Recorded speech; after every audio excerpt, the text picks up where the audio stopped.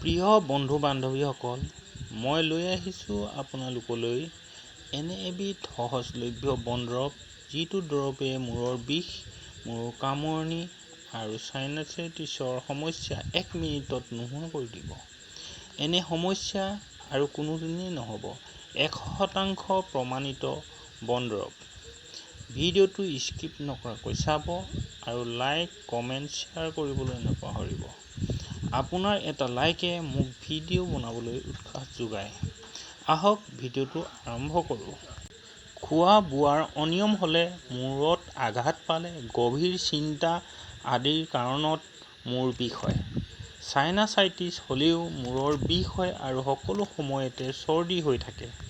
এই সকলোবিলাক সমস্যাৰ পৰা পৰিত্ৰাণ পাবৰ বাবে মই এনে এবিধ ঔষধৰ সৈতে চিনাকি কৰাই দিম, যিয়ে আপোনাৰ এই সমস্যা 1 মিনিটত নোহোৱা কৰি দিব আৰু এই সমস্যা কোনোদিনেই নহ'ব।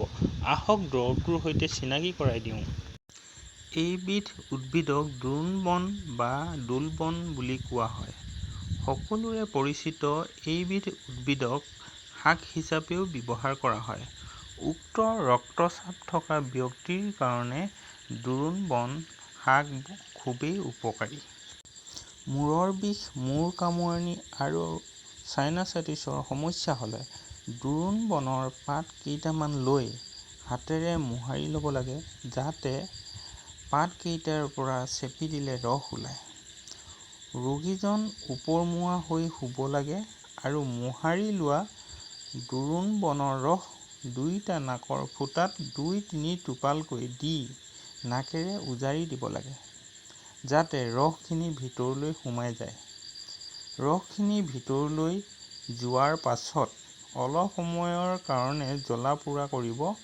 ইয়াৰ বাবে ভয়ৰ কোনো কাৰণ নাই। দেখিব জ্বলা-পোৰা কমি আহিছে আৰু মূৰৰ বিষও নোহোৱা হৈ আহিছে।